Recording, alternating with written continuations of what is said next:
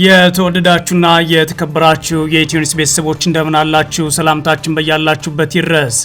እነሆ አዳዲስና ወቅታዊ መረጃዎችን አዘጋጅተን ወደ እናንተ ማድረስ ጀምረናል። ከኢትዮኒውስ ልዩ መረጃዎች ጋር አብራችሁ እንድትቆዩ ግብዣችን ነው። በቅድሚያ አማርዕስተ ዜናዎችን አስቀድማለሁ።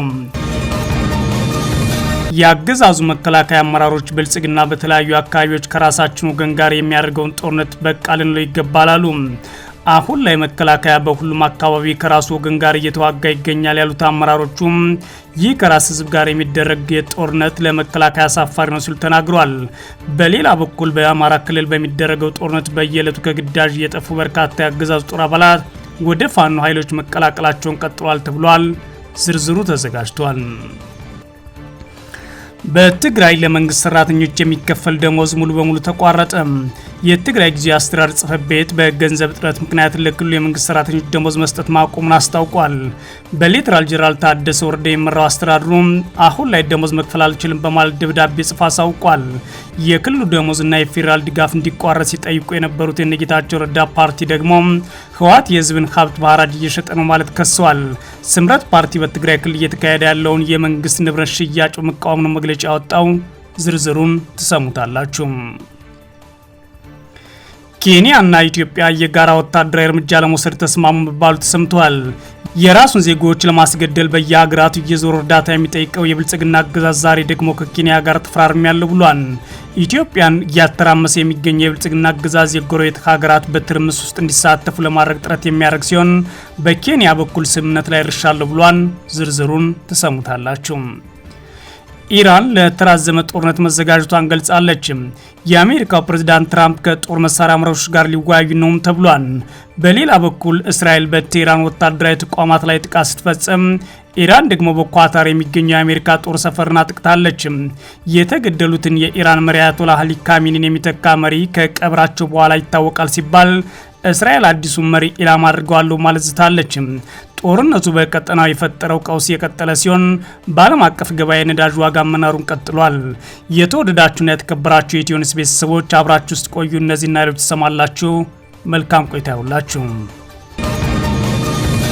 የአገዛዙ መከላከያ አመራሮች ብልጽግና በተለያዩ አካባቢዎች ከራሳችን ወገን ጋር የሚያደርገው ጦርነት በቃ ልንለው ይገባል አሉ። አሁን ላይ መከላከያ በሁሉም አካባቢዎች ከራሱ ወገን ጋር እየተዋጋ ይገኛል ያሉት አመራሮቹም ይህ ከራስ ህዝብ ጋር የሚደረግ ጦርነት ለመከላከያ አሳፋሪ ነው ሲሉ ተናግረዋል። በሌላ በኩል በአማራ ክልል በሚደረገው ጦርነት በየዕለቱ ከግዳጅ እየጠፉ በርካታ የአገዛዙ ጦር አባላት ወደ ፋኖ ኃይሎች መቀላቀላቸውን ቀጥሏል ተብሏል። በአማራ ክልል የተለያዩ አካባቢዎች በአገዛዙ ጦርና ፋኖ ኃይሎች መካከል በቀጠለው ውጊያ አመራሮችን ጨምሮ ከፍተኛ ቁጥር ያላቸው የአገዛዙ መከላከያ አባላት መማረካቸውን የፋኖ ኃይሎች አስታውቀዋል። በቅርብ ጊዜ ብቻ እንኳን በመቶዎች የሚቆጠሩ የአገዛዙ ጦር አባላት ፋኖ ኃይሎች መማረካቸው ይፋ ሆኗል።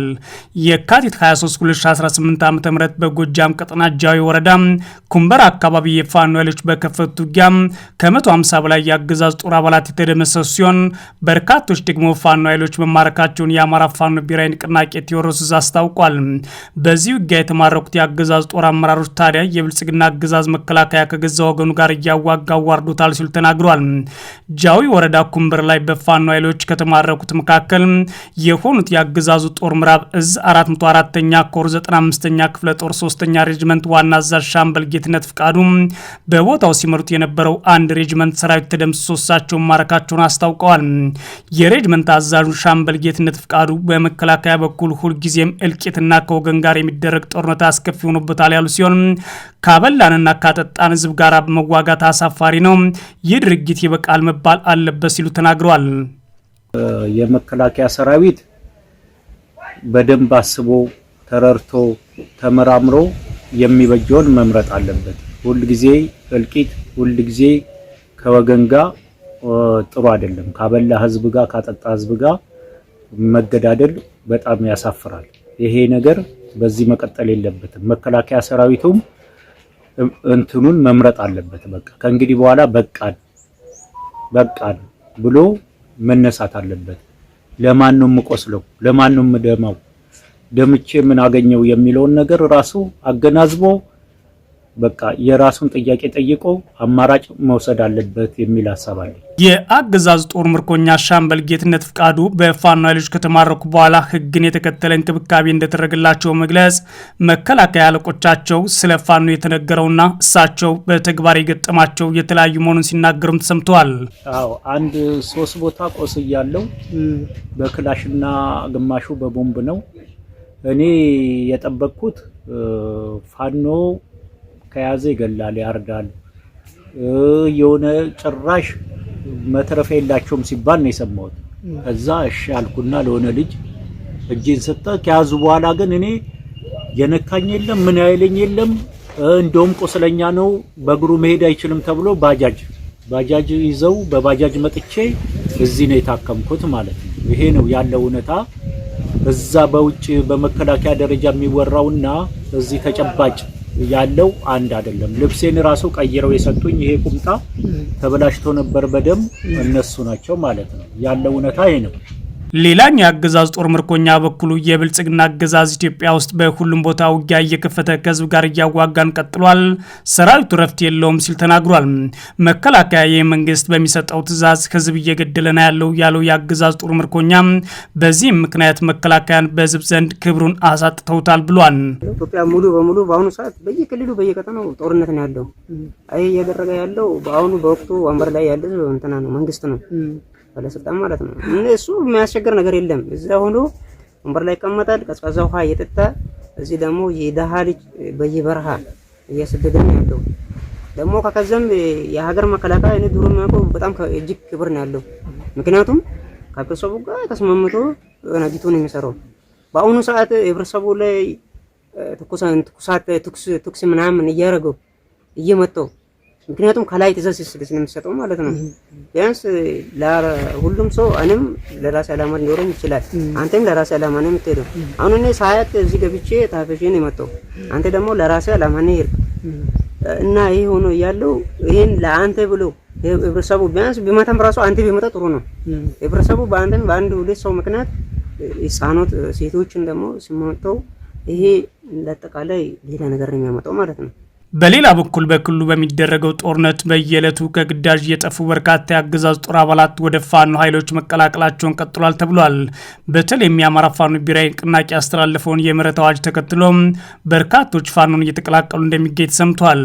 በዛሬው ዕለት ብቻ በደብረ ታቦር ማህደረ ማርያም ቀጠና ስምሪት ተሰጥቷቸው የነበሩ በርካታ የአድማ ብተና አባላት ሙሉ በሙሉ ወደ ፋኖ መቀላቀላቸው የታወቀ ሲሆን ይህም በከተማዋ የሚገኙ የብልጽግና አመራር አስደንግጧል ተብሏል። በትግራይ ለመንግስት ሰራተኞች የሚከፈል ደሞዝ ሙሉ በሙሉ መቋረጥ ተሰማ። የትግራይ ጊዜያዊ አስተዳደር ጽሕፈት ቤት በገንዘብ እጥረት ምክንያት ለክልሉ የመንግስት ሰራተኞች ደሞዝ መስጠት አቁሜያለሁ ብሏል። በሌተናል ጄኔራል ታደሰ ወረደ የሚመራው አስተዳደሩ አሁን ላይ ደሞዝ መክፈል አልችልም በማለት በደብዳቤ ጽፏል። የክልሉ ደሞዝና የፌዴራል ድጋፍ እንዲቋረጥ እንዲሁም ጦርነት እንዲነሳ ሲጠይቁ የነበሩት የእናቱ ጌታቸው ረዳ ፓርቲ ደግሞ ህወሓት የህዝብ ሀብት በሐራጅ እየሸጠ ነው ማለት ከሷል። ስምረት ፓርቲ በትግራይ ክልል እየተካሄደ ያለውን የመንግስት ንብረት ሽያጭ በመቃወም ነው መግለጫ ያወጣው።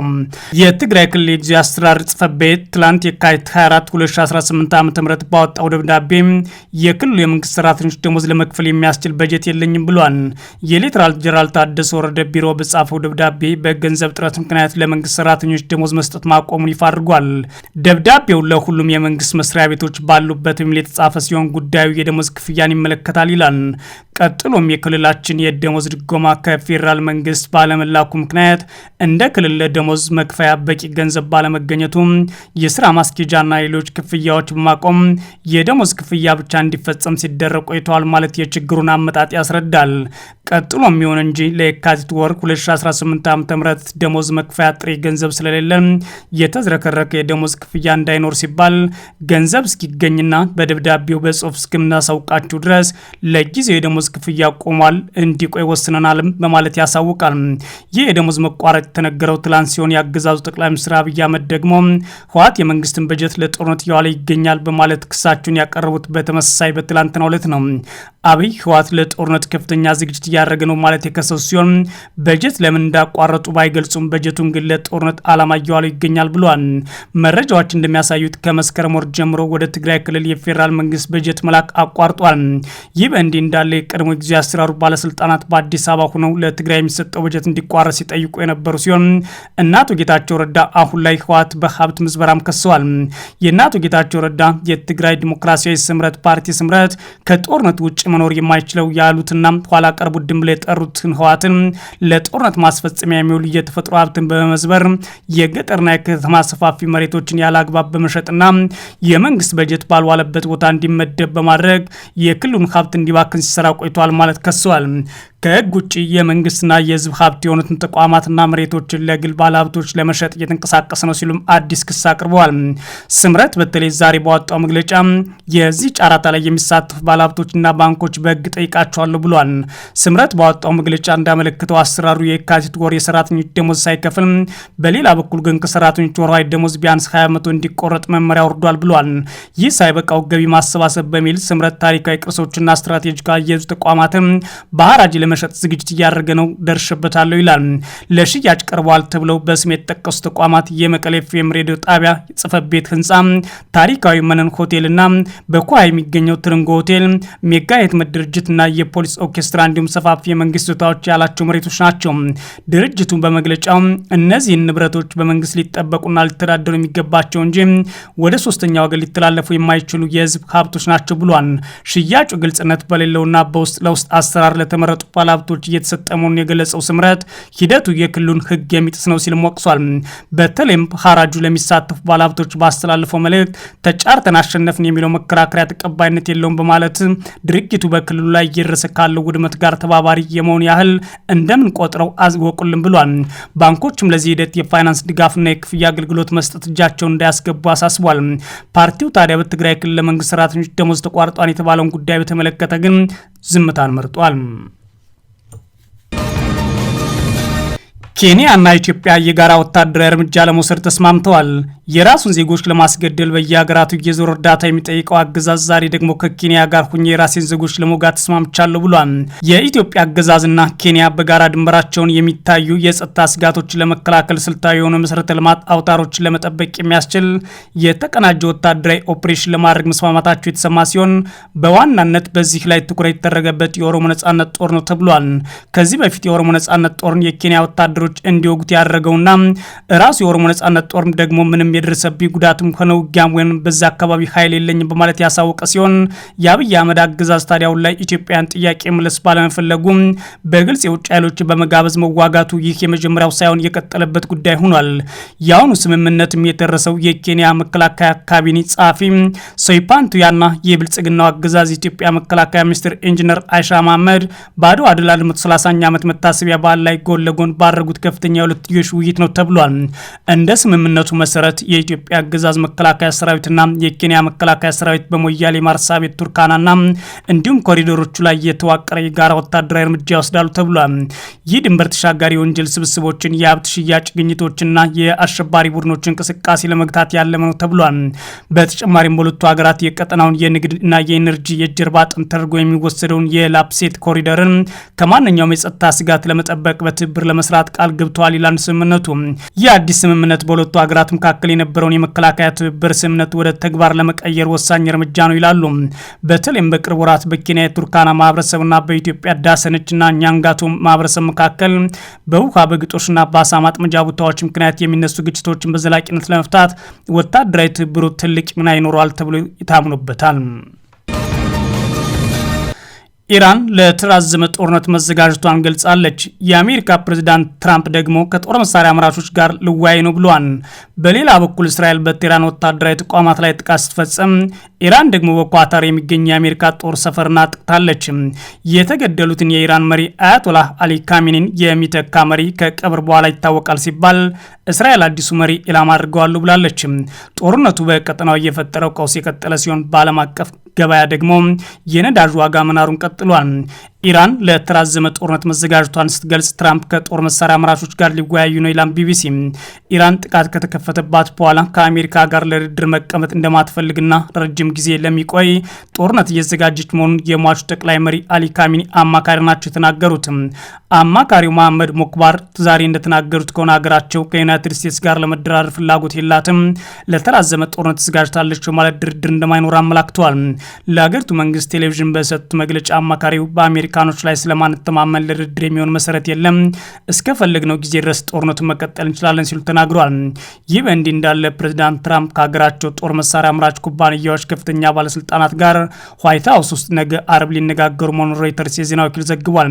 በስብሰባው አሜሪካ በኢራን ላይ የከፈተችውን ጥቃት ተከትሎ የነበራቸው ከፍተኛ መጠን ያለው የተተኳሽ ክምችት እየቀነሰ መምጣቱ ኩባንያዎቹ ምርቶቻቸውን እንዲጨምሩ ለማድረግ የታሰበ ነው ተብሏል። ከዚህ በተጨማሪም የአሜሪካ መከላከያ ሚኒስቴር ፔንታገን በመካከለኛው ምስራቅና በሌሎች ቦታዎች ጥቅም ላይ የዋሉ የጦር መሳሪያዎችን ለመተካት 50 ቢሊዮን ዶላር የሚደርስ ተጨማሪ በጀት ለመጠየቅ የተዘጋጀ መሆኑን ሮይተርስ ዘግቧል። የአሜሪካ መንግስት የጦር መሳሪያ አምራቾች ላይ ምርታቸውን እንዲጨምሩ ከፍተኛ ግፊት እያደረገ ሲሆን ፕሬዚዳንት ትራምፕ በሚጠበቅባቸው መጠን እያመረቱ አይደለም የተባሉ ኩባንያዎች ተለይተው እንዲቀርቡ ባለፈው ዓመት አዘው ነበር ይላል ዘገባው። የመከላከያ ሚኒስቴሩ የእነዚህን ኩባንያዎች ዝርዝር ይፋ ያደርጋል ተብሎ እየተጠበቀ ነው። ከዚህ በኋላ አስገዳጅ እርምጃ ሊወሰድና ኮንትራታቸውም ሊቋረጥ ይችላል ይላል ቢቢሲ። የመካከለኛው ምስራቅ ጦርነት ለአምስተኛ ቀን በቀጠለበት በዛሬው ዕለት እስራኤል በኢራን ውስጥ የሚገኙ ኢላማዎች ስትመታ፣ ኢራን ደግሞ ኳታር ውስጥ በሚገኘው የአሜሪካ ጦር ሰፈር ላይ ጥቃት ፈጽማለች። እስራኤል ቴህራን ውስጥ በሚገኘው የኢራን አብዮታዊ ዘብ አካል የሆነው የባሲጅ ሚኒሻ ጽሕፈት ቤቶችንና ሌሎች ወታደራዊ ተቋማትን ማጥቃቷን የጦር ቃል አቀባይ አስታውቋል። በተመሳሳይ ኢራን ኳታር ውስጥ በሚገኘው የአሜሪካ አየር ኃይል ሰፈር ላይ የተነጣጠሩ 2 ሚሳኤሎችን መተኮሷን የኳታር የመከላከያ ሚኒስቴር ገልጿል። አንደኛው ሚሳኤል በኳታር የአየር መከላከያ ስራ ሲከሽፍ፣ ሌላኛው መካከለኛው ምስራቅ ውስጥ ትልቁ የአሜሪካ አየር ኃይል ሰፈር የሆነውን አሉዳይድን መምታቱንና ነገር ግን በሰው ላይ ደግሞ ጉዳት አለመድረሱን ቢቢሲ ዘግቧል። ይህ በእንዲህ እንዳለ አንዲት የኢራን መርከብ ከስሪላንካ ደሴት አቅራቢያ የመስመጥ አደጋ ደርሶባት የድረሱልኝ ጥሪ ማቅረቧን የስሪላንካ ውጭ ጉዳይ ሚኒስትር መናገራቸው ዘግቧል። መርከቧ 180 ሰዎችን አሳፍራ መጓዝ ላይ እንደነበረችና 30 ሰዎች ጉዳት ደርሶባቸው ከመርከቧ ወርደው ወደ ሆስፒታል እንደተወሰዱም ጨምረው ገልጸዋል። ነገር ግን ለኢራን መርከብ መስመጥ ምክንያት ምን እንደሆነ አልታወቀም። በአያቶላህ አሊ ካሚኒ ቀብር በኋላ ተተኪያቸው ይታወቃሉ ሲባል እስራኤል ደግሞ አዲሱ መሪ ኢላማ አድርጋለሁ ብላለች። የኢራን ጠቅላይ መሪ አያቶላህ አሊ ካሚኒ ቀብር ስርዓት ዛሬ መከናወን የሚጀምር ሲሆን የሚተካቸው አዲስ መሪ ግብዓተ መሬታቸውን ተከትሎ ይፋ እንደሚደረግ የአገሪቱ መገናኛ ብዙሃን ዘግቧል። እኒህ በእስራኤልና በኢራን ጥቃት የተገደሉት አያቶላህ አሊ ካሚኒ የኢራን ሕዝብ በአደባባይ ወጥቶ እየቀበራቸውና በስፋት በነጻነት እየተንቀሳቀሰ ሲሆን በአየር ላይ የሚደረጉ ጥቃቶችን ሳይፈራ መሪውን ለመቀበር እንቅስቃሴ ማድረጉ ዓለምን አስደምሟል። ምርጫውን የሚያከናውነው ምክር ቤት ታዲያ ጽሕፈት ቤቶቹ ጥቃት እንደተፈጸመባቸው የተዘገበ ሲሆን እስራኤል ለደህንነቷ ስጋት ሆኖ የሚቀጥል መሪ ከተመረጠ እርምጃ እንደምትወስድ ማስታውቃለች። የጠቅላይ መሪው የቀብር ስነስርዓት 3 ቀናት እንደሚወስድና ከቀብሩ በኋላ የእስላማዊ ሪፐብሊክ መሪ የሚሰይሙት መንፈሳዊና ፖለቲካዊ ስልጣን ያላቸው መሪዎች በአካል ተሰብስበው ምርጫው እንደሚያከናውኑ ፋርስ የተባለው የዜና ወኪል ምንጮችን ጠቅሶ ዘግቧል። የአያቶላህ ካሚኒ ቀብር በትክክል የት እንደሚካሄድ እስካሁን ያልተገለጸ ሲሆን የኢራን መገናኛ ብዙሃን ግማሽ ማሻድ በምትባለው ከተማ ውስጥ በሚገኘው 8ኛው የሺዓ ኢማም የእምነት ስፍራ ሊሆን ይችላል ሲሉ ዘግቧል። የኢራን እስላማዊ ሪፐብሊክ 3ኛው ጠቅላይ መሪ ማን እንደሚሆን እየተጠበቀ ባለበት በአሁኑ ወቅት ታዲያ ኒውዮርክ ታይምስ የኢራን ባለስልጣናት ጠቅሶ የሟቹ መሪ ልጅ ምጅታብ ካሚኒ አዲሱ መሪ እንዲሆን ከስምምነት ላይ መደረሱን ይፋ አድርጓል። ፋርስ ዜና ወኪል ከካሚኒ ቀብር በኋላ የመሪው ማንነት ይፋ እንደሚደረግና የሹመት ስነ ስርዓቱን በሚቀጥለው ሳምንት እንደሚከናወን ገልጸዋል። ይህ በእንዲህ እንዳለ ታዲያ እስራኤል መከላከያ ሚኒስትር እስራኤል ካትዝ ለሀገራቸው ጠላት የሆነ የትኛውም ተተኪ ቢመጣ ኢላማቸውን እንደሚሆን ተናግሯል። እስራኤልን የማጥፋት እቅድ የሚቀጥል አሜሪካ ላይ የሚዝት የኢራን ሕዝብ የሚጨቁን የትኛውም ተተኪ በማያጠራጥር ሁኔታ ለመደምሰስ ኢላማችን ይሆናል ብለዋል መከላከያ ሚኒስትሩ።